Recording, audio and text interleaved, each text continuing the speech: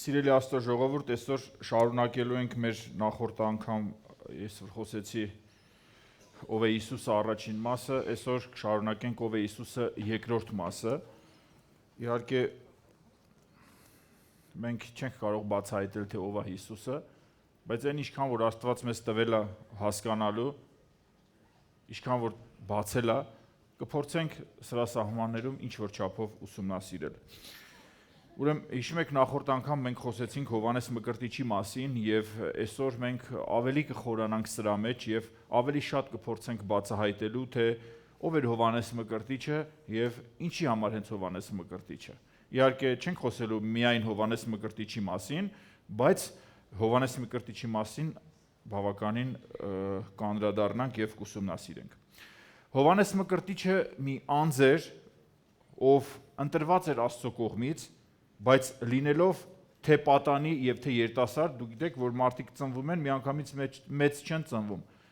Հովհաննեսը մենք գիտենք, որ եղել է եւ մանուկ, եւ պատանի, եւ երիտասարդ, բայց նա նման չէր իր հասակակիցներին։ Եվ մինչ բոլոր երեխաները ձգտում են իրանց տարիքին համապատասխան գործողություններ կատարել, չէ, ես վստահ եմ, որ Հովհաննեսի ձգտումները այլ էին։ Եվ Ղուկաս 3-րդ գլուխը մեզ պատմում է այն մասին, որ ասում է եւ Աստծո խոսքը եղավ Զաքարիայի որդի Հովհաննեսին անապատումը։ Եվ Մարկոս առաջի գլխում էլ գրված է, որ ահա ես իմ հրեշտակն եմ ուղարկում քո առջևին, որ պատրաստի քո ճանապարհը։ Քո երեսի առջևից ուղարկում եմ իմ հրեշտակին, որ պատրաստի ճանապարհը։ Տեսեք, Հովհաննեսը ինչ հետաքրքիր մարդ էր։ Նախ Հովհաննեսը սիրում էր անապատը, չգիտեմ ինչի համար, բայց անապատը ձգում էր Հովհաննեսին եւ նաեւ Աստծո խոսքը, որ ասում է, որ Հովհաննեսը հրեշտակ էր ուղարկված Աստծո կողմից եւ ուղարկված էր, որպեսզի Քրիստոսից առաջ պատրաստի նրա ճանապարհը։ Եվ մենք գիտենք, որ նա 6 ամիս ավելի շուտ ծնվեց, քան Հիսուս Քրիստոսը, սրա մասին մենք նախորդ անգամ խոսել ենք, եւ Հովհաննեսը մեկն էր, ով այո, ճանապարհը պատրաստեց, ճանապարհը հարթեց մեկի, ով պետքա գար, եւ նրա անունն էր Հիսուս Քրիստոս Մեսիա։ Որ խնդրեմ ես միկրոֆոնը մի քիչ ոնց որ արձագանքը շատ է, էլի խանգարում է։ Հովհաննես 1:23 խոսքում ասում է. Ես եմ անապատում կանչողի ձայնը, թե ուղիղ արեք Տիրոջ ճանապարհը, ինչպես Եսայի մարգարեն ասեց։ Եվ Եսայի մարգարեն ինչ է ասում։ Եսայի մարգարեն 40-րդ գլխի 3 եւ 5 խոսքերում ասում է հետեւյալը. Անապատի մեջ կանչողի ձայնը, պատրաստեցեք Տիրոջ ճանապարհը եւ ուղիղ արեք ամայության մեջ շավիղը մեր Աստծո համար։ Եվ հետո շարունակում ասելով, որովհետև Տիրոջ բերանն է խոսել։ Ինչ էր անում Հովհաննեսը անապատում։ Հիմա սկսենք ստեղից։ Միթե չկար ավելի լավ վայր, քան անապատն էր, որ Հովհաննեսը գնացել էր անապատ։ Օրինակ, եթե այսօր ես հարցնեմ մեր պատանիներին, մանուկներին կամ երեխաներին, դու ինչու՞ չէ երիտասարդներին ու մեծերին ասեմ հիմա որտեղ կուզենայիր գնայր, ոչ մեկ չի ասենք կուզենայի գնայի Սահարա անապատ, այնտեղ շատ հետաքրքիր է, որտեղ անապատից մարդիկ փախչում են, այնտեղ անելու ոչ մի բան չկա։ Բայց եթե ասեմ օրինակ կուզեիք գնայիք այսօր շուկա, շատ-շատերը կուրախանան։ Իսկ եթե ասեմ կուզեիք գնայիք այսօր ինչ որ մի հատ մոլ, չգիտեմ, Երևան մոլ, Դալմա մոլ, Մեգամոլ, այս մեր կանանց եւ աղջիկների ամենասիրելի վայրերից մեկն է, որ անգամ երբեմն գնում ենք, որ անելու ոչ մի բան չկա, օքի գնում ենք ման ենք գալիս, չէ՞։ Գնում ենք ման ենք գալիս, միտեղ նստում ենք, մի կտոր հաց ենք ուտում, մի բաժակ սուրճ ենք խմում, մի քիչ ման ենք գալիս ու հետո հետ ենք գալիս։ Իսկ օրինակ կարելի էր գնալ համերգի։ Ասենք Թաթուլի համերգին էս վերջերս եղավ։ Ոչ մի դեմ բան չունեմ, ես չեմ գնացել, չեմ սիրում ես այդ ոչ երաժշտություն, բայց օրինակ ասենք կարելի էր գնալ Թաթուլի համերգին։ Ես տեսել եմ, որ ինքն մարդ կար, որ էլ ասելու չէր։ Համալիրը լեփլեց ուներ։ Իսկ եթե գնանք օրինակ Snoop Dogg-ի համերգին, օրինակ ես գիտեմ, որ մեր կառավարությունը բավականին միլիոնավոր դոլարներ էր տվել, որ Snoop Dogg-ը գար Հայաստան ու այտենց էլ չեկավ, բայց երևի ավելի լավ որ չեկավ, ոչինչ ավելի լավ էր կորցնեինք այդ մի քանի միլիոն դոլարը, չնայած ավելի նպատակային կարելի էր այդ ծախսերը անել, բայց ինչ էր անելու Snoop Dogg-ը։ Պետքա գար համալիրում մի լավ հայոյանքներ տար, որտեղ իր ամբողջ երգերը հայոյանք է ու գնար։ Մարդուն տալիս են միլիոնավոր դոլարներ, որ գա հայոյի ու գնա։ Տեսեք ինչ խելացի են մարդիկ, ճակերտավոր։ Եվ հետաքրքիր է, որ մարդու ձգտումները նմանատիպ վայրեր են, բայց Հովհաննես մկրտիչը ինքը նրա ձգտումները այլ էին եւ Աստծո հոգուց նա առաջնորդվեց անապատ։ Եթե այսօր Աստծո հոգին, ես ասեմ Աստծո հոգուց ես առաջնորդվեցի ինչ որ մի հատ մեղքի վայր, ով կհավատա։ Ասենք Աստծո հոգին ինչ առաջնորդեց գիշերային ակումբ, սիրելի Աստծո ժողովուրդ, կհավատաք։ Ես չեմ հավատա, ինչի համար, եթե ինչ որ մեկը ինձ մի բան ասի, որտեվ Աստծո հոգին քեզ չի կարող առաջնորդի պղծության վայր։ Աստծո հոգին քեզ կարող առաջնորդի սրբության վայր։ Անապատ կարա քեզ Աստծո հոգին առաջնորդի, բայց որ դու գնաս պղծության մեջ, ես չեմ հավատում նման խոսքերի։ Եվ Հովհաննեսը իր մասին վկայում է ասելով. ես անապատում կանչողի ձայնն եմ։ Եվ երբ որ ես այս խոսքերը շատ անգամներ էի կարդացել, բայց միայն այս վերջերս այս խոսքը հասանելի դարձավ ինձ, որ սկսեցի մտածել այն մասին։ Հովհաննեսը ասում էր. ես անապատում կանչողի ձայնն եմ, եւ հարց առաջացավ իմ մեջ. իսկ ով էր անապատում կանչողը։ Եթե Հովհաննեսը ինքը չի ասում իր մասին ես անապատում կանչողն եմ, ինքը ասում է ես անապատում կանչողի ով եմ, ձայնն եմ։ Եվ ես սկսեցի ուսումնասիրել, իսկ ով էր անապատում կանչողը։ Հետաքրքիր է։ Մարդիկ սիրում են խոսել, երբ իրենց լսող կա, ճիշտ է։ Օրինակ ես ամեն օր ականատես եմ լինում ու երեք էլ ականատես եղա, երբ որ 25 հոգի ավտոբուսի մեջ նստած խոսում էին, 25-ն էլ կանայք էին, ասեմ իմանաք, 25 կանայք ավտոբուսի մեջ նստած խոսում էին բարձր ինչքան կարող են եւ ոչ մեկի չէր լսում։ Բայց նրանք բոլորը խոսում էին միաժամանակ։ Մի քիչ առաջ ես ցետրակ եղբայրն էլ ասեցի Լելենայի եկեղեցում, մինչև որ փառաբանությունը կսկսվեր, մարդիկ բոլորը խոսում էին։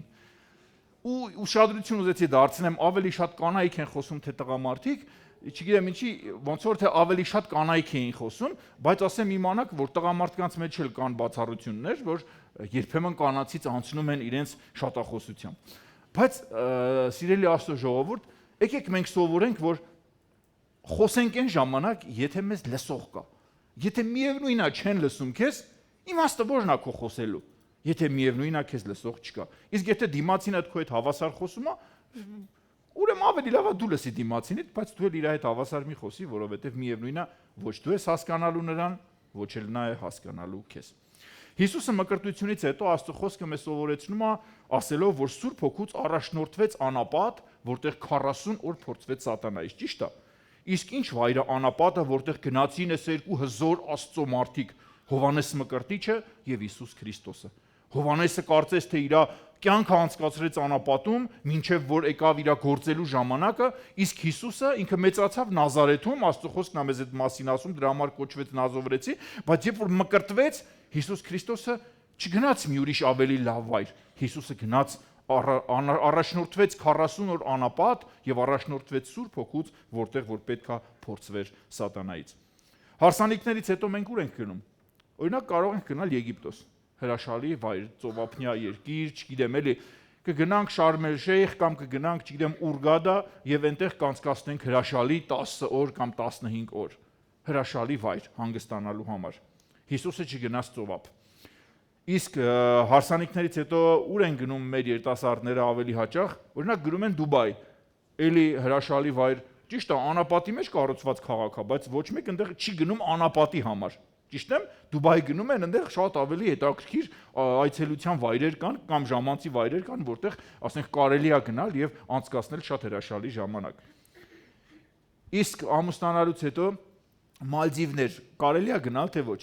Շատ հրաշալի վայր, ծովափնյա, հրաշալի տեսարաններ, սիրուն սպիտակ ավազ, էկզոտիկ վայրեր,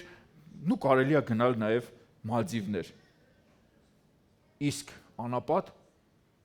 հեճեղել է, որ լսեք, ասենք, մի զույգ ամուսնացավ եւ գնաց 40 օր Սահարա անապատ իրանց մեղրամիցը անցկացնելու։ Ով կարող է լսել նման բան։ Ես չեմ հավատա, որ ես էլ ամուսնացողը լինեի, ինձ ասեին, չեք ասեի ավելի լավ է ես մնամ մեր մրգաշատում, քան գնամ Սահարա։ Օրինակ երեք համացանցում տեսա, մի հատ տարիքով մարդու հարցրեցին, այս տարի որտեղ ես պատրաստվում հանգստանալ, ասեց հոկտեմբերյանում։ Ասեց իսկ ինչքան գումար ես պատրաստվում ծախսել, ասեց մոտ մի $1000։ Անես որ սիրելի մրգաշացիներ, մեր արմավիրը, այսինքն մոռանանք հոկտեմբերյանը, որտեղ էսի կապված է կոմունիստների հետ,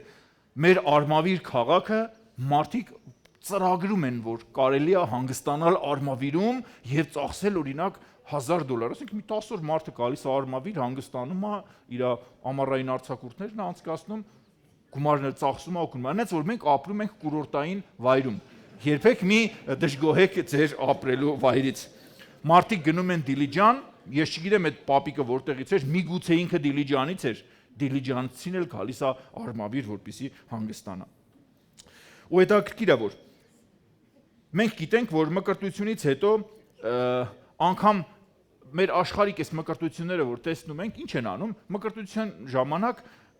քեֆ քուշ են կազմակերպում, չէ, մի հատ ռեստորան են վերցնում, փակում եւ անգամ երբ որ ես մեքենայիս մեջ միշտ ունեմ այն բացիկներից, որ ասենք եթե ինչ որ միտեղ հրավիրում են հարսանիք, չգիտեմ, զինվորի հետ կապված տարբեր առիթներով առել եմ ու դրել եմ այնտեղ եւ միակ բանը, որ ծրարը որ չունեմ մեքենայիս մեջ, դա գիտեք որն է, մկրտության ծրարն է։ Բայց որ մտնում եմ այդ ծրարների բաժին, որպեսզի ընտրեմ ծրարները, այնտեղ կան մկրտության, սուրբ մկրտություն, մեծ խաչեր, եւ գիտեք սա ինչի համար է, որ երբ որ գնում ես ինչ որ մեկի մկրտությանը մասնակցելու, ծրարի մեջ գումարը դնես, փակես, անունդ էլ վրան գրես ու տաս։ Եվ ես Աստվածաշնչում ականատես չեղա, երբ որ Հիսուսը մկրտվեց, դրանից հետո հավաքվեցին այդ բոլոր իր կողքի ժողովուրդը, ծրարի վրա գրեցին շնորհավոր սուրբ մկրտություն, մեջն էլ գումար դրեցին ու բերեցին տվեցին Հիսուսին ծրարով։ Խաչն էլ վրան անպայման։ Նման բանի մենք ականատես չեղանք, բայց Հիսուսը անապատ առաջնորդվեց, որտեղ որ պետք է անցներ 40 օր եւ 40 օր գիտեք ինչա գրված Հիսուսի մասին ասելով, որ նա ոչինչ չկերավ։ Այսինքն սոված, ծարավ 40 օր այդ անապատի դժվարությունների մեջ, բայց Աստված էր առաջնորդում Հիսուս Քրիստոսին, Սուրբ Հոգին էր առաջնորդում Հիսուս Քրիստոսին անապատ։ Ես կարծում եմ, որ անապատում կանչողը ով էր? Հիսուսն էր։ Եվ Հովանեսը, որպես ամենամեծ մարգարեն, որ եղել է երբևիցե երկրի վրա ծնված կանանց մեջ, ուրեմն նա, որպես մարգարե, չպետք է ունենար իր ձայնը, որպեսզի լսելի լիներ Աստծո ձայնը։ Սա շատ կարևոր է։ Իսկ ինչ էր Հիսուսը 40 օր անում անապատում։ Ես վստահ եմ, որ նա խոսում էր Աստծո հետ եւ իմաստություն էր սովորում Աստծուց եւ նաեւ հնազանդություն էր սովորում, թե ինչպես պետք է հնազանդվի Աստծուն եւ թե ինչպես պետք է կատարի Աստծո կամքը։ Այսինքն մինչեւ որ Հիսուս Քրիստոսը կսկսեր իր գործունեությունը, ինչ արեց։ Ինքը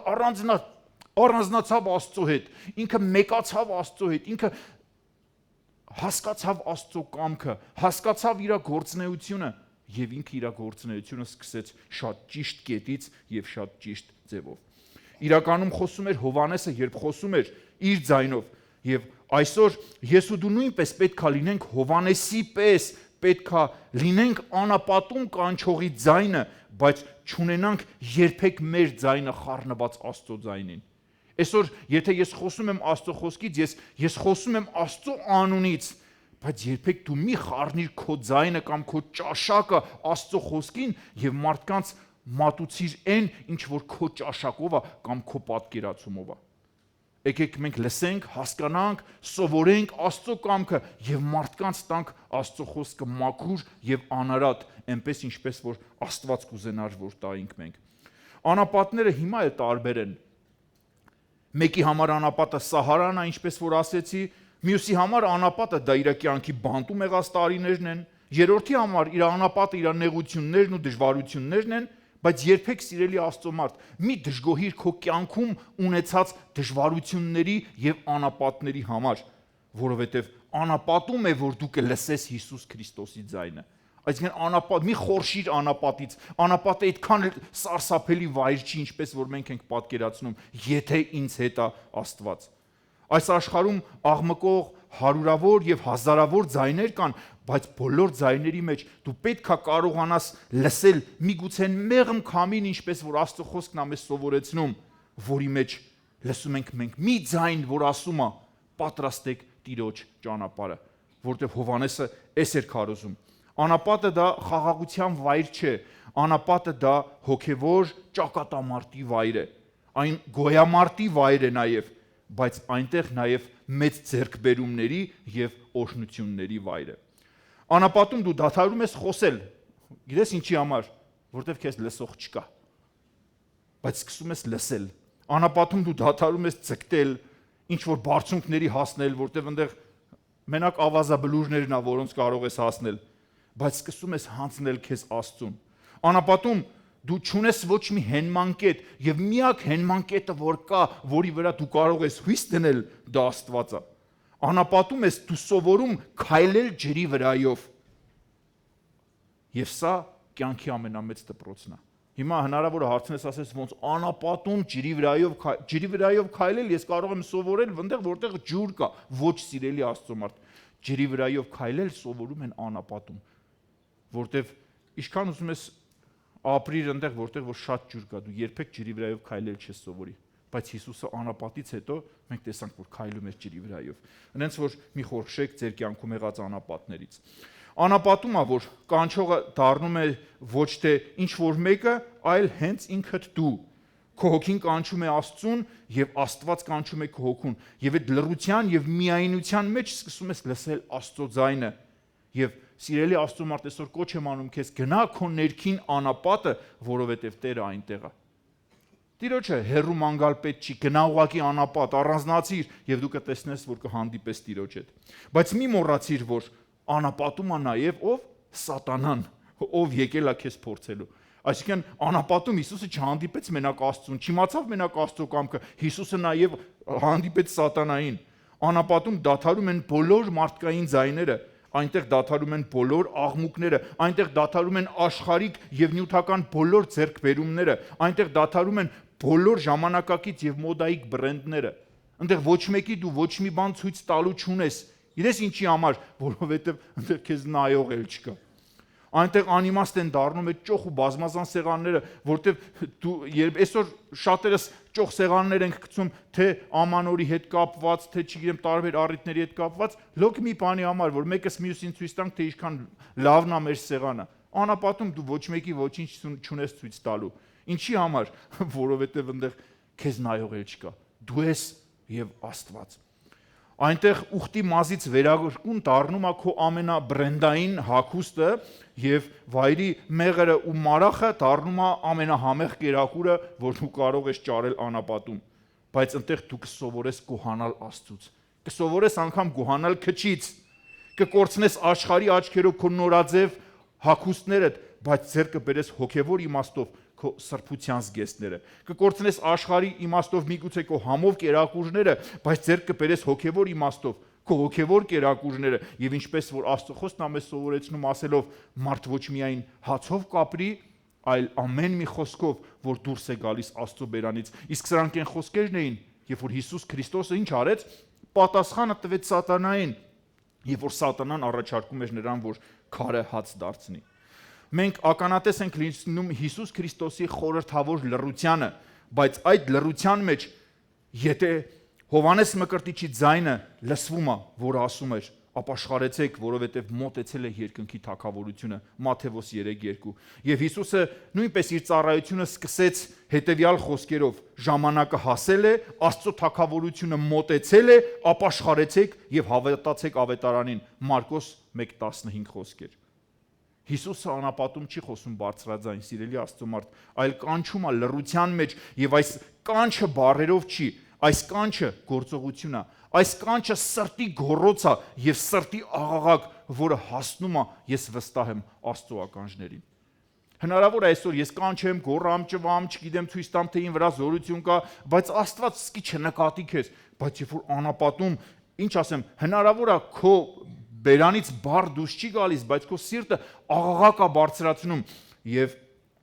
Աստված լսում է հենց այս աղաղակը։ Հովանեսը այն մշակն էր, ով պիտի պատրաստեր հողը, պիտի պատրաստեր մարդկանց սրտերը, մինչ կգար սերմնացանը։ Հիմա այս աշխարհում կանչողը դու չես, Աստծո մարդ, այլ Աստված, որ շշնջում է առանց խոսքի, բայց շշնջում է քո բերանով։ Հասկանում ես, չէ՞, դու դառնում ես մի հատ գործիք, դու դառնում ես մի անձնավորություն, որ դու կարծես թե խոսում ես դու, բայց դու ոչինչ չես խոսում, քո բերանով խոսում է Աստված։ Այս այն կատարյալ վիճակն է, որ Աստված ուզում է, որ մենք տեսնենք եւ հասնենք, բայց քո բերանով աղաղակում է ամբողջ աշխարհին, իլուր աշխարհի աղաղակում է, ապաշխարեցեք, որովհետեւ մոտեցել է երկնքի արքայությունը։ Հովանես 3:30-ում էլ խոսում է այն մասին, որ ասում է, նա պետք է աճի, չէ, Հովանեսը, իսկ ես ինչ անեմ։ Ես պետք է նվազեմ։ Ով պետք է աճի։ Պետք է աճի Քրիստոսը։ պետքա բարձրանա Քրիստոս, իսկ ով պետքա նվազի, պետքա նվազեմ ես, որ ոչ թե երևամ ես, այլ երևա Քրիստոս իմ մեջ, սա է Աստծո կամքը։ Իսկ մեզանից շատերը այսօր ինչ են ուզում։ Ուզում են բարձրանալ։ Հեչ տեսել ես մեկին, որ ինքը ուզում է ցածրանալ։ Ես նման մարդու չեմ հանդիպել, բոլորն են ուզում բարձրանալ։ Բարերով միգուցե ես էլ ասեմ, որ ուզում եմ ցածրանամ, բայց բոլորս ենք ուզում բարձրանալ։ Այնինչ Աստված մեզ ուրիշ բան է սովորացնում։ Իսկ մենք պետք է նվազենք, որ եւ ոչ թե բարձրանանք։ Մեր ամբողջ նպատակը պետք է լինի, ես ինչքան կարամ չերևամ ես, բայց իմ մեջ երևա Քրիստոս։ Անկամ հոգևոր եղբայրները այսօր մեկը մյուսի, ինչ ասեմ, մեկը մյուսից կարող են մեկը մյուսին ատել, կարող են մեկը մյուսից զզվել, կարող են մեկը մյուսի դեմ կռվել, պայքարել իրար տակ, փորել չգիտեմ, եւ գիտեք պատճառը որն է, որ մի աստիճան կարողանա ինքը ավելի վեր բարձրանա։ Բայց մոռանում ենք Հիսուսի խոսքերը, որը մեզ սովորեցնում էր, որ այսօր Հիսուս իր կյանքով մեզ ցույց տվեց, որ պետք չի ցկտել բարձրանալ, պետքա ցկտել ինչ անել, խոնարհվել։ Այս է մեծությունը։ Երբ որ դու ցկտես խոնարհվելուն, այն ժամանակ Աստված ինքը կմտածի քեզ բարձրացնելու մասին։ Աստված մեզ, Հիսուսը մեզ սովորեցրեց ոչ թե բարձրանալ, այլ մեզ սովորեցրեց ինչպես խոնարհվել եւ նաեւ ինչպես մեռնել։ Ճիշտ է։ Այս Հիսուսը հաստատ մեզ սովորեցրեց։ Ուրեմն այսօր մենք կխոսենք 3 մակարդակների մասին, իհարկե թեմաս չի վերջանալու, թեմայից երևի թե ամենակարևոր մասը հաջորդ անգամ կլինի, երբ որ կխոսեմ 3 հոգևոր մակարդակների մասին՝ ղևտական մակարդակ, քահանայական մակարդակ եւ թագավորական մակարդակ, սրանց մասին ենք կիսվելու եւ առաջի 2 մակարդակները սրանք շատ լավն են, բայց երրորդ մակարդակը շատ ավելի բարձր է, որին պետք է հասնենք։ Եվ այս մակարդակին մեզ կարող է բարձրացնել միայն Քրիստոսը։ Մակարդակ, որին կհասնես միայն այն ժամանակ, երբ որ կհայտնվես խաչի վրա։ Այսօր թագավոր, քահանա բոլորն են ուզում, բայց խաչ վստահ եմ, որ շատ քիչերը կարող է ցկտեն խաչի։ Թագավոր ուզում ենք դառնալ, բայց խաչվել չենք ուզում, բայց չի լինում այդպես։ Սա թագավորական քահանայություն է եւ Հայտնություն 1:6 խոսքերը ասում է. «Եվ մեզ թագավորներ եւ քահանաներ արավ Աստծո եւ իր հոր համար, նրան փառք եւ զորություն հավիտյանս հավիտենից ամեն»։ Առաջի տարբերակը։ Ուրեմն տեսեք, ես բավականին երկար ժամանակ ուսումնասիրում եմ այն ինչի մասին որ խոսելու եմ հիմա, շատ մարդկանց, աստվածաբանների, պատմաբանների, չգիտեմ, շատերի կարծիք եմ ուսումնասիրել ու եկել եմ հետևյալ եզրակացության, ինչի մասին որ ձեզ կփորձեմ համառոտ ներկայացնել։ Ուրեմն Ծննդոց 14-րդ գլխում 17-ից 20 համարներում հետևյալն է ասում. Աբրահամը պատերազմ է անում 4 թագավորների հետ եւ ինչ է անում, ազատում է Ղովտին եւ նաեւ գերի թագավորներին։ Եվ Սոդոմի թագավորը դիմավորում է Աբրահամին Շավետ ձորում, Շավետ ձորը, որը թարգմանվում է թագավորների ձոր։ Եվ այստեղ նաև խոսում է Սաղեմի թագավորի մասին, եւ ասում է, եւ Սաղեմի թագավոր Մելքիսեդեկը հաց եւ գինի է դուրս բերում, եւ նա բարձրյալ Աստծո քահանան էր, եւ օրհնում է Աբրահամին երկնքի եւ երկրի արարիչ բարձրյալ Աստվածանից, այսինքն Աստծո անունով օրհնում է Աբրահամին եւ Աբրահամն էլ 10-րդ է տալիս Մելքիսեդեկին։ Հետաքրքիր է։ Իսկ ով էր այս առեղծվածային թագավորը, ով նաեւ քահանա էր բարձրյալ Աստծո, որի մասին գրված Աստվածաշնչում, եւ ինչի համար Աբրահամին հաց եւ գինի տվեց։ Սրանք միշտ եղել են հարցեր, միշտ եղել են, ինչ ասեմ, անգամ որ երբեմն կարդում ես ու չես հասկանում, թե ով էր այս առեղծվածային անձնավորությունը։ Մելքիսեդեկի մասին Աստվածաշնչում շատ բան չկա գրված եւ նաեւ շատ տեղեր էլ չկա գրված, ամբողջ Աստվածաշնչում ընդամենը 3 տեղ կա գրված Մելքիսեդեկի մասին, որը առաջինը Ծննդոց 14-18 խոսքերն է,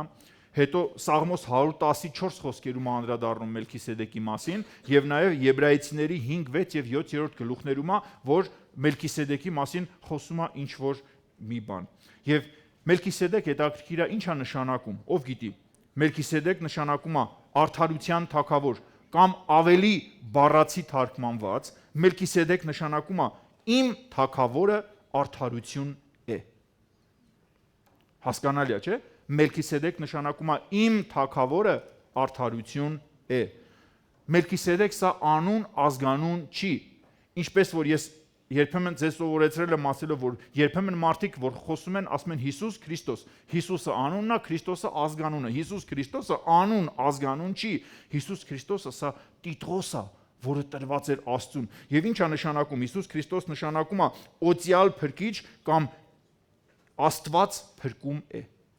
Աստված փրկում է կամ նշանակում է օծված փրկիչ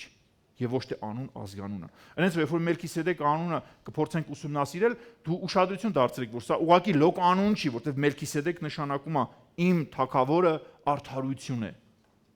Իսկ սա արդեն բավականին բան է փոխում։ Սաղեմը ինչ քաղաք էր Սաղեմը։ Սաղեմը, ուրեմն սիրելի Աստծո ժողովուրդ, երբ որ մենք խոսում ենք Սաղեմի մասին, դուք միշտ իմացեք, որ մենք խոսում ենք Երուսաղեմի մասին, որովհետև Սաղեմը դա նույն Երուսաղեմ քաղաքն էր, որ գոյությունն էր շատ ավելի վաղուց, մինչ կդառնար Իսրայելի մայրաքաղաք։ Երուսաղեմը կամ Սաղեմը հիմնվել է ոչ թե հրեաների կողմից, որտեղ հրեաները չեն Երուսաղեմի հիմնադիրը եւ ոչ էլ Սաղեմի, այլ հիմնադրվել է շատ ավելի առաջ, կարծվում է, որ հիմնադրվել է հենց հերբուսացիների կողմից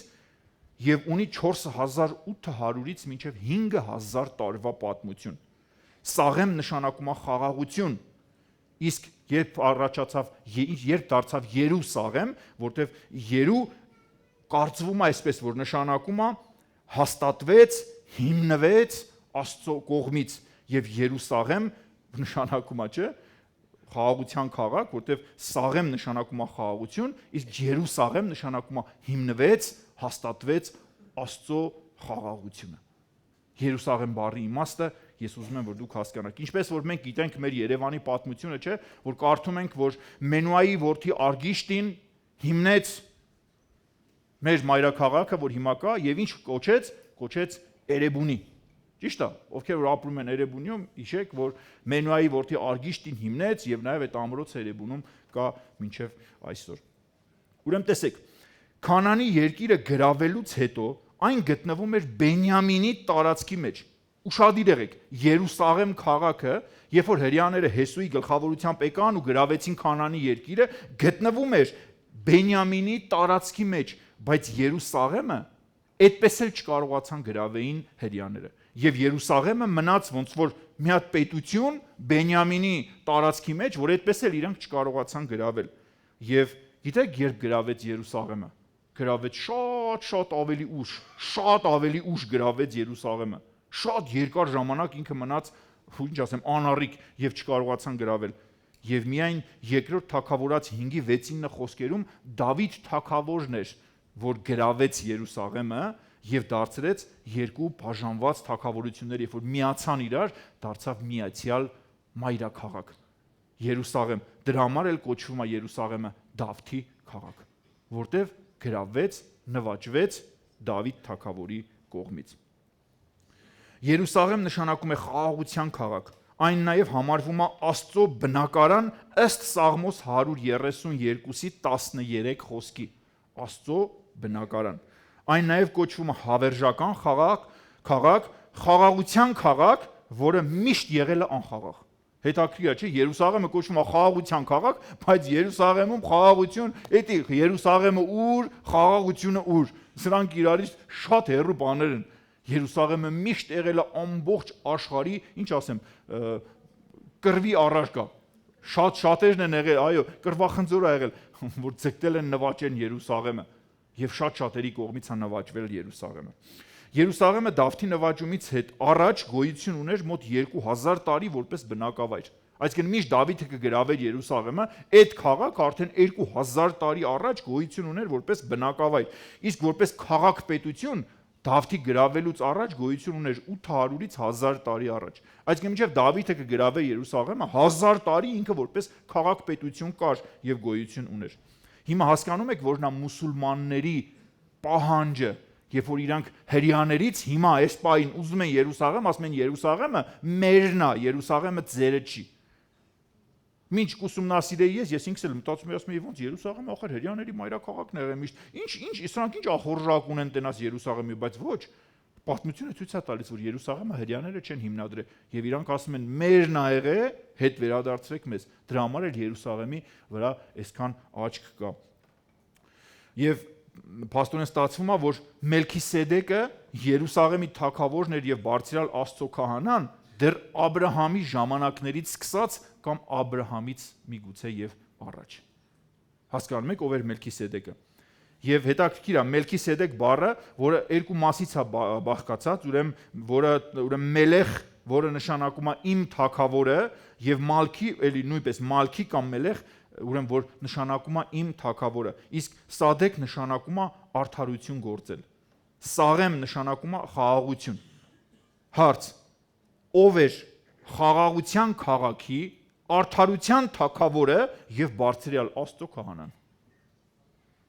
Հարց, այս հարցի մեջ առաջացել է ով էր խաղաղության քաղաքի արդարության թագավորը, ով նաև բարձրյալ Աստծո քահանա էր, ով ավելի մեծ էր ու ավելի բարձր դիրք ու հեղինակություն ուներ, քան Աբրահամը, ում Աբրահամը 10-րդ տվեց։ Իմ թագավորությունը եւ իմ իշխանությունը դրված է ոչ թե նրա համար, որ ես ցույց տամ իմ իշխանությունը եւ իմ ուժն ու զորությունը, այլ Եսայի 42-ի 3-4 խոսքերը եկեք կարդանք եւ տեսնենք ինչ է մեզ ցույց տալիս Աստվածաշունչը։ Ջախջախված եղեգը չի փշրի եւ արկածյալ պատրույգը չի հանգցնի, իրավունք պիտի դուրս բերե ճշմարտությամբ։ Մի ուրիշ թարգմանությունների մեջ եւ ավելի շատ բնագրերի մեջ ոչ թե գրված է իրավունք, այլ գրված է արդարություն։ Արդարությունը պիտի դուրս բերի ճշմարտությամբ, նա չի տկարանա եւ չի թուլանա մինչեւ որ հաստատի, այստեղ գրված է էլի իրավունք, բայց բնագրերի մեջ գրված է արդարություն։ Նա չի տկարանա եւ չի թուլանա մինչեւ որ հաստատի իրավունքը, արդարությունը կներեք երկրի վրա եւ կղզիները սպասում են նրա օրենքին։ Հասկանում ես ինչի մասին է խոսում Աստծո խոսքը։ Այսինքն Աստված եկավ ոչ թե ցույց տալու իր իշխանությունը եւ զորությունը քեզ, եկավ ցույց տալու թե ինչքան զորավոր եմ ես, որտեվ սրա մասին կասկած չկա։ Բայց Աստված եկավ ցույց տալու, որ ես եկել եմ ինչ անելու, որ իմ արդարությունը եւ իմ խաղաղությունը հաստատեմ երկրի վրա։ Այս է մեր Տիրոջ գործունեությունը։ Եվ Աստծո խոսքը մեզ էլ սովորեցնում է ասելով, չէ, ոչ թե զորությունով եւ ոչ ուժով, այլ ինչով, այլ իմ հոգիով, ասում է Տերը։ Այսինքն Տերը չեկավ քեզ զորություն ու ուժ ցույց տալու, Տերը եկավ, որ իր հոգին դնի քո վրա, որ դու տեսնես Տիրոջ արդարությունը եւ ճաշակես նաեւ Տիրոջ խաղաղությունը։ Մելքիսեդեկը դա անձնավորություն չի, դա հոգևոր մակարդակ է, որտեւ եթե Մելքիսեդեկին մենք նայում ենք որպես մարդ, էակ անձնավորություն, շատ հարցեր է մեր մեջ առաջանում, բայց Մելքիսեդեկը սա անձնավորություն չի, սա հոգևոր մակարդակ է, հոգևոր տիտղոս է, որը կարա տրվի ոչ միայն մի մարդու, այն նաև կարող է տրվել ուրիշ մեկի, ինչի մասին որ մենք հետո կխոսենք։ Դրա համար ասվում Մելքիսեդեկի կարգի պես քահանա։ Մելքիսեդեկի կարգի պես քահանա։ Սա հոգևոր դասի ամենաբարձր կարգն է, շատ ավելի բարձր, քան Ահարոնի կամ Ղևտացիների կարգը։ Եվ ըստ Եբրայեցիների 7-րդ գլխի, որտեվ Եբրայեցիների 7-րդ գլխում Մելքիսեդեկի մասին ինչ ասում, ասում է անհայր, անմայր, առանց ազգահամարի, ով չուներ օրերի սկիզբ եւ ոչ էլ ուներ օրերի վերջ, այլ Աստծո որդու նման կենում մնում է քահանա մշտնջենավոր։ Հետաքրքիր է, չէ՞, ասում է ոչ հայր ուներ, ոչ մայր ուներ, ոչ օրերի սկիզբ ուներ, ոչ օրերի վերջ ուներ, բայց ով էր ինքը, ասում է, ինքը Աստծո քահանա էր, հավիտենական, ով մնում է մշտնջենավոր։ Եվ հետաքրքիր է, որ նվազը օրհնվում է լավագույնից, իսկ ով էր նվազը։ Նվազը ով էր։ Մենք բոլորս Աբրահամին վեր ենք տասում ամեն ինչից, հրեաներն ասում էին մենք մեր հայր Աբրահամը ունենք, էլ մոռանում էին, որ Աբրահամից ավելի մեծ մեկը կար, Աբրահամից ավելի մեծ մեկը Մելքիսեդեկն էր, եւ ասում են նվազը օրհնվում է լավագույնից։ Իսկ նվազը Աբրահամն էր եւ օրհնվեց լավագույնից, նրան օրհնողը Մելքիսեդեկն էր։ Նաև մեկը, ով Աբրահամին հաց ու գինի տվեց, իսկ ով կարող էր նման բան անել։ Մենք տեսնում ենք օրինակ հաց ու գինի այս արարողություն ու հաղորդության ընթրիքի ժամանակ, եւ որ Հիսուս Քրիստոսը հաց ու գինի տվեց իր աշակերտներին, եւ մեզ էլ պատվիրեց, որ նույնը անենք, ճիշտ է։ Եվ այսօր, երբ որ մենք հաղորդություն ենք ընդունում, այս հաց ու գինի արարողությունը կատարվում է նաև հիմա։ Ինչի համար, որպես հիշատակը Քրիստոսի։ Ես այսօր հավատքով նայում եմ ետ Եվ ամեն անգամ, երբ որ մենք հաղորդություն ենք ունենում, հաղորդությունից առաջ մենք խոսում ենք, չէ, Քրիստոս մեռավ, Քրիստոս խաչվեց եւ իր կյանքը տվեց, բայց նաեւ Քրիստոս հարություն առավ։ Ինչ է նշանակում հավատք։ Հավատ նշանակում է նայել հետ, ճիշտ է։ Այն ինչ որ արդեն եղել է, բայց դու հավատում ես դրան, որ եղել է։ Իսկ մինչև Քրիստոսը հավատք ինչ էր նշանակում։ Հավատ նշանակում էր նայել նաեւ առաջ, որտեղ հավատքը մենակ հետ նայելը չի թե ինչ ա եղել։ Օրինակ, ես այսօր չեմ տեսել երկնքի արքայությունը, բայց Տերը խոստացել ասել է գալու եմ։ Ով է հավատում, որ Տերը գալու է երկրորդ անգամ։ Ես հավատում եմ։ Այսինքն նշանակում է հələ Տերը չի եկել, բայց ես հավատում եմ, որ Տերը պետք է գա։ Հələ պատկերացրեք Աբրահամին։ Հիսուս չէր եկել, բայց Աբրահամը հավատում էր, որ Հիսուս պետք է գա եւ խաչվի։ Ահա թե որն էր, որ Աբրահամին դարձրեց հավատքի հայր։ Եվ սա Քրիստոսի մասին է խոսում։ Հավատքը միայն հետ նայել չի, հավատքը նաև առաջ նայել է։ Աբրահամն էլ հավատքով նայեց առաջ, ինչպես ես այսօր նայում եմ հետ, եւ տեսավ մարդու որդորերից մեկը, երբ որ Իսահակին էր զոհաբերում, եւ սա համարվեց նրա համար հավատք։ Այս պատճառով նա կոչվեց հավատքի հայր։ Եվ տեսեք, չէր կարող արդյոք նա այդ հացը եւ գինին ընդունել որպես հաղորդություն Քրիստոսի մարմին եւ այրուն, որ Մելքիսեդեկը մատուցում էր Աբրահամին։ Ես մտածում եմ, որ կարող էր, եւ հավատքով Աբրահամը սա ընդունեց։ Մելքիսեդեկը Երուսաղեմի թագավորն էր առաջ, եւ Մելքիսեդեկը լինելու է նաեւ Երուսաղեմի թագավորը վերջում։ Այսի տարբերակներից առաջինն էր։ Հաջորդ տարբերակը, որ մարդիկ կարծում են, թե ով է Մելքիսեդեկը։ Շատ հրեական մեկնաբաններ, անգամ շատ քարոզիչներ Մելքիսեդեկին նույնականացնում են Նոյի որդի Սեմի հետ եւ ասում են, որ Նոյի որդի Սեմն է։ Այո, Սեմը ապրել է բավականին երկար։ Այո, Նոյը կարող էր հանդիպել Աբրահամին։ Նոյի որդի Սեմը ինքը բավականին երկար ապրել, ինքը կարող էր եւ նաեւ հանդիպել Աբրահամին։ Նոյը ուներ հատուկ կարգավիճակ, որը ստացել էր Աստծուց։ Նոյը քահանա չէր, բայց Աստծո խոսքը մեզ ասում է, որ ջրեղեղից հետո ինչ արեց։ Զոհաբերություն արեց Աստծուն։ Եվ Տերը չասեց դու քահանա չես, ինչի զոհաբերություն արեցիր, որովհետև Նոյն էլ ուներ հատուկ կարգավիճակ, որը ստացել էր Աստծուց։ Եվ Աստված ասում է հոտոտած անուշա հոտությունը ջրեղեղից հետո, եւ ինչ արեց։ Ծիածանը դրեց որպես ուխտի նշան մարդու եւ Աստծո մեջ, որ երկիրը սրանից հետո ինչ եմ անելու ջրեղեղով էլ չեմ կործանելու։ Ծննդոց 8:20-22 եւ դրանից հետո Աստված ուխտ դրեց Նոյի եւ նրա որդիների հետ, որ այլևս ջրեղեղով չեմ կործանելու աշխարհը, ծննդոց 9:9-15 խոսքեր։ Մենք գիտենք, որ Նոյի սերունդը շարունակվեց Սեմով, որտեղ կոնկրետ փրկվեցին Սեմը, Քամը, Հաբեթը, ճիշտ է, բայց ոչ Հաբեթով շարունակվեց սերունդը եւ ոչ էլ Քամով շարունակվեց սերունդը, այլ Նոյի սերունդը շարունակվեց Սեմով։ Եվ Սեմը Անդրանիկն էր, իր հոր փոխարինողն էր, եւ Սեմը նաեւ նա էր, ով անձամբ ուխտի մեջ էր Աստծո հետ։ Եվ մենք նաեւ տեսնում ենք Մելքիսեդեկի հատուկ, ինչ ասեմ, հարգանք, որ կար Մելքիսեդեկի հանդեպ, որ կար հատուկ հարգանք, որպես առաջնորդ եւ որպես քահանա եւ որպես թագավոր։ Եվ շատերը կարծում են, ասում են, դե քանի որ ինքը Նոյի որդի Սեմն էր, որից եւ նաեւ առաջացել էին շատ ազգեր, եւ դրա համար ինքը ուներ այսքան հարգանք մարդկանց մոտ, որ մարդիկ հատուկ ձևով հարգում էին Սեմին, որը նաեւ Մելքիսեդեկն էր։ Երկրորդ կարծիքն եմ ասում։ Եկեք ուշադիր նայենք այդ պատմությանը, երբ Աբրահամը հարձակվեց 4 թագավորների վրա, ինչի մասին որ մենք խոսեցինք սկզբից, եւ հաղթեց այդ 4 թագավորներին, որոնք հարձակվել էին 5 թագավորների վրա ու հաղթեր նրանց։ Տեսեք թագավորների կռիվ անդամենը, որ դու կարդում ես եւ ուսումնասիրում ես։ Եթե նայենք Աբրահամի տեսանկյունից, լավ արեց, որ Աբրահամը հարձակվեց եւ ազատեց իր եղբոր որդի Ղովտին։ Եթե նայում ենք Ջիգարի տեսակետից, բա իր աղբոր տղուն գերի էին վերցրել, սաղ ունեցվածքը ձեռից վերցրել էին, Աբրահամն էլ որպես կարգին տղա հարձակվեց թագավորներին, հաղթեց, Ղովտին էլ հետ բերեց։ Մարդկային տեսակետով ճիշտ արեց։ Բայց հələ եկեք մենք նայենք ճշմարտության տեսակետից ու տեսնենք Աբրահամի արածը ճիշտ էր թե ոչ։ Որովհետև ինչ ասեմ, Աբրահամը չկրվեց արդարների կողմից։ Աբրահամը առաջնորդվեց լոկմի շահով, բարեկամական շահից դրդված։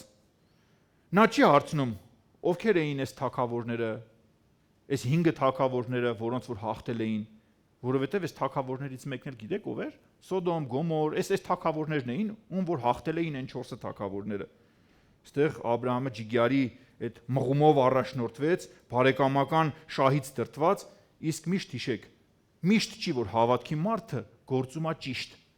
եւ գերակա շահը վերադասում անձնական շահից։ Մենք միշտ պետք է կարողանանք գերակա շահը վերդասել անձնական շահից եւ այս ժամանակ մենք կունենանք ավելի մեծ հաջողություն։ Ինչը Աբրահամը չարեց։ Դրա վառապացույցն է, որ մի փոքր ավելի ուշ, ընդամենը երբ որ մենք կարդում ենք այս պատմությունը, ընդամենը մի քանի գլուխ հետո խոսում են մարդին, որ Աստված հայտնվեց Աբրահամին եւ ինչ ասեց. «Ուր եմ գնում։ Գնում եմ Սոդոմ, Գոմոր քաղաքները ավերելու»։ Այսինքն նշանակում է միգուցե այս քաղաքների համար շատ ավելի լավ լիներ, եթե Աբրահամը ոչ հարձակվեր, ոչ հաղթեր, ոչ էլ Ղովտին ազատագրեր, միգուցե շատ ավելի լավ կլիներ հենց այս քաղաքների համար, բայց քանի որ Աբրահամը արեց մի բան եւ ընդամենը մի կարճ ժամանակ հետո Աստված կարծես ուղում էր Աբրահամի սխալը եւ ինչ արեց, հիմնահատակ ավիրեց թե Սոդոմը եւ թե Գոմոր քաղաքները, որոնք որ գրավել էին այն մյուս 4 թագավորների կողմից։ Իսկ գիտեք, ովքեր էին այդ 5 թագավորները, նրանցից մեկը հաստատ Սեմի սերունդից էր, ինչպես նաև Աբրահամը, այսինքն ոնց որ Աբրահամը ինքը Սեմի սերունդից էր, հարձակվեց թագավորների վրա, որոնցից մեկը հաստատ Սեմի սերունդից էր, ես այդ ազգաբանությունը նայել եմ։ Եվ Սեմի սերունդը փաստորեն կռվում էր կարծես թե Սեմի սերունդի հետ։ Եվ հաց ու գինի բերելով Մելքիսեդեկը ինչ արեց, ոչ թե ընտրեց ինչ որ մի կողմի, այլ Մելքիսեդեկը ընտրեց հաշտությունը եւ հաշտեցրեց Աբրահամին բոլոր այն թագավորների հետ։ Ինչպես որ Հիսուսը այսօր հաշտեցնում է մեղավոր մարդուն Աստծո հետ, իսկ մեղքը միևնույնն է պետք է դատապարտվի։ Իհարկե Աստված դուրս կհանի արդարներին, չէ՞, թեկուզ մի արդար էլ լինի։ Աստված դուրս հանեց Ղովտին, հետո նոր կործանեց Սոդոմ Գոմորը, բայց միևնույնն է, մեղքը դատապարտվելու է, այլ ընտրանք չկա։ Մելքիսեդեկը ստեղ էլ եմ ասում հանդերձ եկավ որպես հաշտարար, որպես քահանա, որպես խաղաղության թագավոր, ինչի մասին էլ Աստված մեզ սովորեցնում է, որ Հիսուս Քրիստոս ինքն էլ էր, չէ՞, խաղաղության իշխան եւ նաեւ բարեխոս։ Եվ Հիսուսը եւս հաց եւ գինի խորհուրդը, երբ որ սեղան նստեցին, ո՞րն էր հաց ու գինի խորհուրդը։ Սա խաղաղություն հաստատելն էր, երբ որ մարդ եւ Աստված իրանք խաղաղություն պետք է հաստատեին։ Հիսուսը նույնպես քահանա է, ով հաշտեցնում է եղբայրներին եւ թշնամացած են սերունդները, որոնք այսօր կռվում են մեկը մյուսի դեմ, չնայած պետք է լինեին մեկը մյուսի կողքին։ Մելքիսեդեկը չընտրեց որևէ կողմ, նա ընտրեց հաշտարարի կարգավիճակ։ Այսօր սիրելի Աստծո մարդ, եթե կտեսնես քո քուրերը ու աղբերները իրար հետ վիճում են, միշտ մի շտապիր ինչ որ մեկի կողմը ընտրել, մանավանդ այն մի կողմը, որը որ քեզ ձեռնատու է։ Եթե կարող ես այսօր ինչ արա, ընտրի հաշտարարի դերը եւ քո հաշտարար լինելը շատ ավելի մեծ օգուտ կտա քո քույրերին կամ եղբայրներին, քան քո ինչ որ մեկի կողմը ընտրելը։ Եվ դու այս ժամանակ կհամարվես մեկը, ով նաեւ խաղաղություն գործեց եւ ոչ թե կռիվ հրահրեց։ Եվ ինչ արեց Աբրահամը ընդունեց Մելքիսեդեկի գերակայությունը եւ 10-րդ տվեց նրան։ Իսկ ինչպես Մելքիսեդեկը դարձավ քահանա, չէ՞ որ Ղևին, ուրեմն Ահարոնի սերունդը դեռ չկար, դեռ Աբրահամի երանքի մեջ էր։ Եվ նա էլ 10-րդ տվեց Մելքիսեդեկին, ընդունելով նրա գերակայությունը, որտեղ որ Աբրահամն էր 10-րդ տալիս Մելքիսեդեկին, նաեւ այն սերունդները, որ պետքա ծնվեին Աբրահամից, նրանք էլ կարծես թե 10-րդ տվեցին, որտեղ Աստծո խոսքը մեզ այդ մասին հենց այդպես էլ սովորեցնում է Եբրայեցիների թղթում։ Նաև նշանակում է, որ Աբրահամի ամբողջ սերունդը ինքը ցույց տվեց, որ Մելքիսեդեկը շատ ավելի բարձր է, քան իմ ամբողջ սերունդը, որ կարող է լինի։ Սա ցույց է տալիս Աստծո խոսքը։ Սեմը քահանա չէր, Նոյը քահանա չէր, Դավիթը քահանա չէր, Գեդեոնը քահանա չէր, բայց նրանք զոհաբերություն արեցին եւ Աստված ընդունեց նրանց ձեռքով կատարված զոհաբերությունը։ Հոբն էլ քահանա չէր, բայց Հոբն էլ էր զոհաբերություն անում Աստծուն։ Աստված Մովսեսին էլ Ահարոնին էլ, ուրեմն տեսեք ինչ արեց, Աստված դրեց նրանց վրա այն պաշտոնը, որ եւ ասեց, որ Ահարոնի սերունդը պետքա լիներ այն քահանայական սերունդը, որը որ պետքա շարունակվեր։ Բայց դրանից առաջ մենք տեսնում ենք, որ Հակոբն էլ զոհաբերություն արեց, բայց Հակոբն էլ քահանա չէր։ Նշանակում է, կա ավելի բարձր կարգ, քան Ահարոնի կարգն է, եւ Աստծո խոսքը մեզ նաեւ ցույց է տալիս, որ սա Մելքիսեդեկի կարգն է եւ ոչ թե Ահարոնի։ Եվ նաեւ մեկ ուրիշ նրբություն էլ կա, որ Աստված քեզ ասում է, դուրս արի քո հոր տանից։ Հետաքրքիր է, երբ որ Աստված Աբրահամին ասեց Աբրահամ ջան, քո հոր տանից դուրս արի, ասեց Ղովտին էլ հետդ անպայման կվերցնես։ Չէ, բայց Աբրահամը դուրս եկավ, Ղովտին էլ ասեց էթում եմ էլ ինչ կլինի, արի դու էլ հետս, կամ Ղովտ ասեց հոպար կամ քերի, այսուր ես գնամ, կայնի ես էլ հետդ կամ էլի։ Էնել արի աղբոր բալա, արի քեզ էլ հետս տանեմ։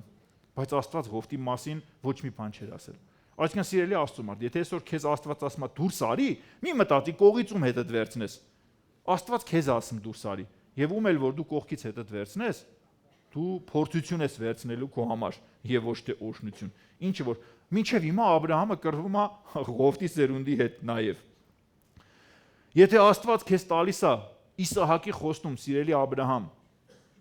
ինչի համար ես մոգոնում Իսմայել։ Միթե Աստված քեզ Իսմայելի մասին էր ասել։ Իհարկե ոչ։ Իսմայել, որը նույնպես դարձավ փորձանք եւ փորձություն Աբրահամի եւ նաեւ նրա սերունդների համար մինչեւ այսօր։ Այսպես ամենուրեք այս երկու տեսակետները, չգիտեմ, թե բախվում են մեկը մյուսի հետ, թե լրացնում են մեկը մյուսին, բայց երկուսի մեջ էլ կան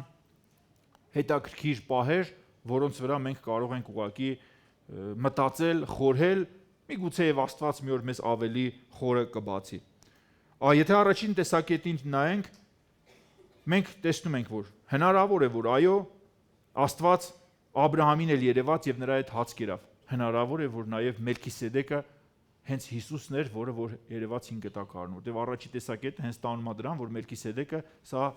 երկնային անձնավորություն էր եւ սա Քրիստոսն էր։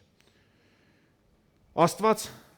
Սամսոնի հոր եւ մորը երևաց, ճիշտ է, մենք այս մասին էլ վերջերս խոսել ենք։ Աստված Ղովտին էլ երևաց։ Լավ, չերևաց, բայց նա երևացել, ինչի է, որ մտավ Սոդոմ Գոմոր, վերջը Աստված էր, Աստծո հրեշտակն էր, չէ՞ որ Ղովտի հետ խոսում էր ու ասում էր դուրս արի։ Աստված Գեդեոնին էլ երևաց, Աստված Հեսուին էլ երևաց, եւ հետաքրքիր է, որ Աստված մարդկային կերպարանքով շատ անգամներ է երևացել մարդկանց։ Միգուցե եւ Մելքիսեդեկը հենց այն անձնավորությունն էր, որ Աստված մարդկային կերպարանքով հենց երևաց Աբրահամին։ Առաջի տեսակետը խոսում է սրա մասին։ Չուներ հայր, չուներ մայր, օրերի սկիզբ չուներ, օրերի վերջ չուներ, իսկ երկրորդ տարբերակին, եթե նայենք, այնտեղ էլ սիրուն տեղեր կան, բայց նույնը չենք կարող ասել երկրորդ տարբերակի մասին, որտեղ եթե Սեմն էր, Սեմը ուներ հայր, ով էր Սեմի հայրը։ Նոյը, ով էր Սեմի մայրը, անունը չեմ հիշում, բայց հաստատ կար, տապանով փրկվեց։ Օրերի սկիզբ ուներ Սեմը, թե չէ։ Ուներ, օրերի վերջ ուներ, թե չէ։ Ուներ։ Ինչ ասեմ, այսինքն կարծես թե այս մի բանը հակասում է երկրորդ տարբերակին։ Բայց որ Մելքիսեդեկը կար, եւ որ Մելքիսեդեկը խորհրդավոր անձնավորությունն էր, եւ որ Մելքիսեդեկը նախատիպն էր Քրիստոսի, սա անհերքելի փաստ է։ Ահարոնի քահանայությունը պետք է անպայման անցներ հորից որդուն։ Սա կարևոր է, եւ որովհետեւ հիշում եք, երբ որ Նեհեմիայի Եզրասի ժամանակ, երբ որ 70 տարի գերությունից հետո հետ վերադարձան Իսրայելի ժողովուրդը, Աստծո խոսքը մեզ սովորեցնում է ասելով, որ ինչ տեղի ունեցավ, ով որ չկարողացավ ապացուցել իր քահանայական կարգը, այսինքն իր ժառանգությունը, իր սերունդը, անգամ եթե քահանայի սերունդ էր, բայց եթե ինքը չկարողացավ ապացուցել, ինչ արեցին։ Իրանց առանձնացրեցին, ասեցին վերջ, դուք այլևս չեք կարող քահանա լինել, որովհետև դուք չկարողացաք ապացուցել ձեր կարգը։ Այսինքն դու պետք է կարողանայիր 100% ապացուցեիր, որ դու Ահարոնի սերունդից ես եւ դու քահանայական սերում ունես։ Մելքիսեդեկի քահանայությունը տիտղոս էր, որը Աստված ինքն է տալիս առանց հաշվի առնելու քո սերնդաբանությունը։ Եվ գիտեք ոնց է տալիս, Աստված տալիս է լավագույնին։ Ահարոնի քահանայությունը ինքը անցնում էր հորից որդուն։ Մելքիսեդեկի քահանայությունը չի անցնում հորից որդուն։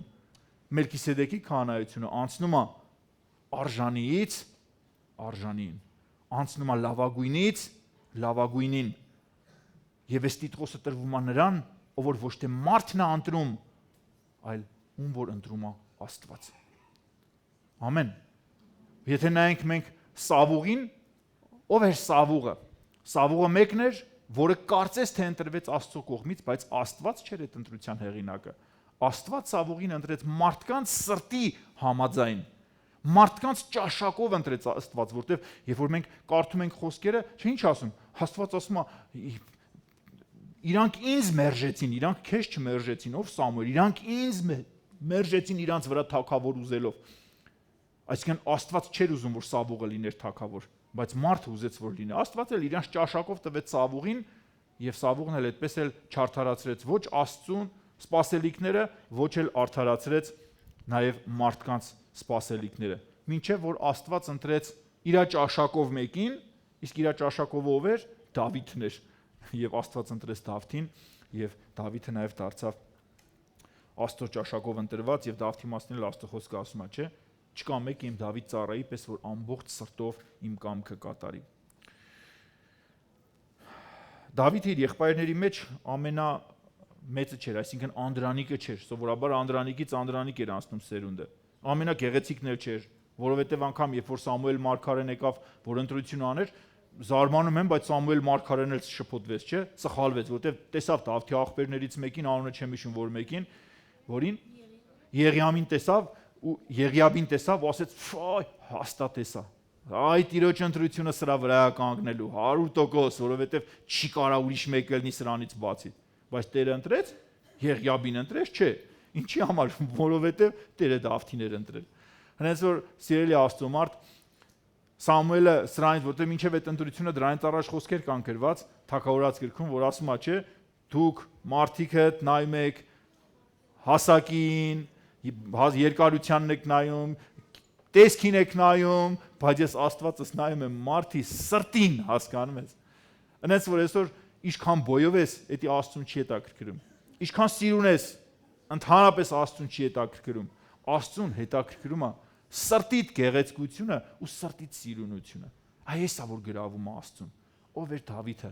Մի հատ ոչ իր աղբերների չափ հասակ ուներ, ոչ չգիտեմ, եսի ինչ տեսք ուներ, ասում է կարմիր թուշերով, երեսներով, մի հատ պատանի էր, գործն էլ որն էր իրա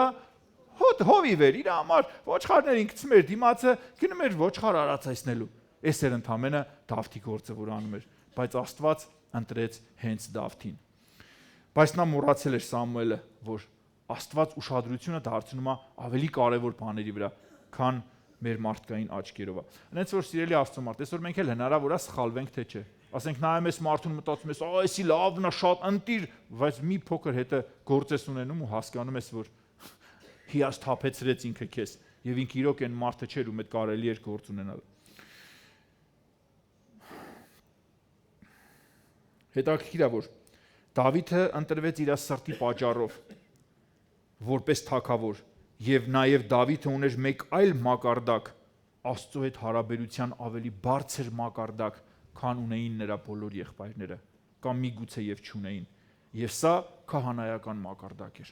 Ով է հավատում, որ Դավիթը ինքը ուներ նաեւ քահանայական մակարդակ, որը ավելի բարձր էր, քան Ահարոնի սերունդից եկած քահանայություններ։ Հիմա ես ձեզ կբացատրեմ, կապացուցեմ։ Դավիթը երկրպագող էր, սիրելի Աստծո մարդիկ։ Դավիթը մեկն էր, ով զգում էր Աստծուն, ով լսում էր Աստծո ձայնը, ով շփվում էր Աստծո հետ եւ ով խոսում էր Աստծո հետ։ Մովսեսը ինքը Ղևտացի էր, բայց ինքը Ահարոնի կարգից չէր։ Ճիշտ եմ, որտեվ Ահարոնը Մովսեսի եղբայրն էր։ Բայց երբ որ մենք խոսում ենք կամ կարդում ենք Աստվածաշնչում Մովսեսի եւ Ահարոնի փոխհարաբերությունը, անգամ Աստծո խոսքում գրված է Մովսեսի մասին, ասում է, չէ, որ ես քեզ Աստված դրեցի Ահարոնին։ Հասկանում եք սա ինչ է նշանակում։ Եթե քահանայապետը Ահարոնն էր, նշանակում է Ահարոնը ավելի բարձրը պետք է լիներ, բայց ոչ։ Երբ որ Մարիամը եւ Ահարոնը մեղանչեցին, չէ, Մովսեսին քննադատելով, ով բարեխոսեց Աստծուն, որ Աստվածների։ Հիշում եք, Մովսեսն էր։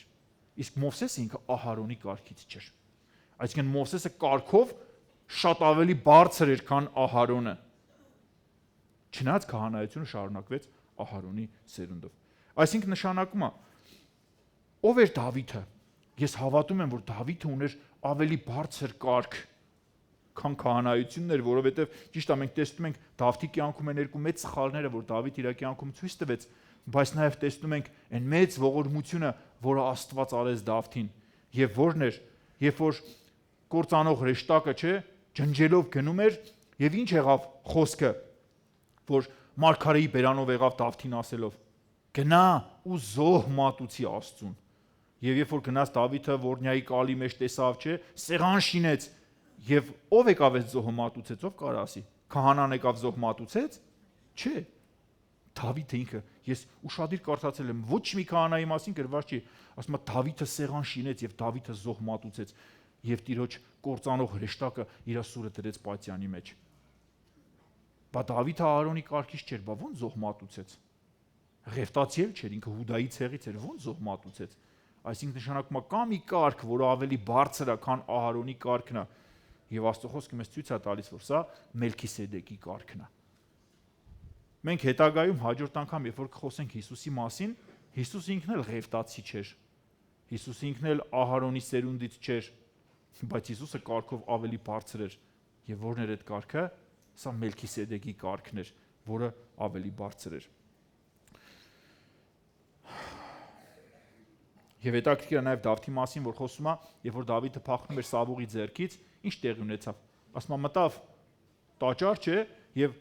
Աբիաթար քահանան էր, եթե չեմ սխալվում, որ հացերը տվեց առաջավորության հացերը տվեց Դավթին, հա, քահանան հացերը տվեց եւ Դավիթն էլ կերավ։ Անկամ իր հետ եղող մարդիկ կերան այդ հացից եւ Աստված չպատժեց Դավթին, չնայած այդ հացերը իրավունք ունեին ուտելու միայն քահանաները, բայց Դավիթ եկեք ու տեսեք, որ կերավ։ Ունենք որ սիրելի Աստծո ժողովուրդ, այսօր